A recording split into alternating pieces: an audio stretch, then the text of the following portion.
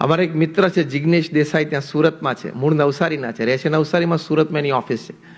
તમે ગૂગલ પર NJ financial નાખજો, મ્યુચ્યુઅલ ફંડમાં they are one of the king's in India.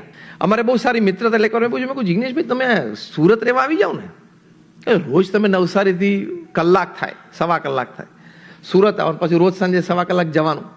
અને મેં કહ્યું એકચ્યુઅલી તો તમારા લેવલનું જે વર્ક કરતા હોય એ લોકોએ તો બોમ્બે દિલ્હીમાં કંઈક ઓફિસ હોવી જોઈએ, ત્યાં તમારે રહેવું જોઈએ, કારણ કે ભારતના લગભગ 20 શહેરોમાં એમની ઓફિસીસ છે.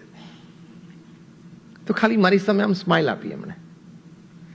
એટલે મેં કીધું કે if there is a personal reason you keep it with you, that you have the right. મને જો કહી શકતા હોય તો જ કહેજો, બાકી કોઈ એવું પર્સનલી ફેમિલી ઇસ્યુ હોય તો મારો કોઈ એવો આગ્રહ નથી. પણ આ તો મને વિચાર આવ્યો એટલે મેં એઝ અ ફ્રેન્ડ કીધું કે ના ના સ્વામી, એવું કે એવું પર્સનલ નથી. પછી એને મને કહ્યું, સાંભળીને મારા આંખમાં જળજળી આવી ગયેલા. આ જિગ્નેશ દેસાઈ મને કહ્યું કે સ્વામી મારા પેરેન્ટ્સ વૃદ્ધ છે, એ લોકો નવસારી રહે છે. હવે એ લોકો નાનપણથી નવસારી રહ્યા છે, એટલે એમનું જે કંઈ થોડું સોશિયલ સર્કલ બચ્યું છે, 5-7-10 જણ, એ બધા નવસારીમાં જ રહે છે.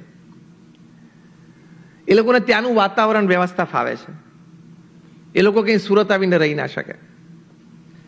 અને મારે ને મારા પત્ની બંનેને નિયમ છે.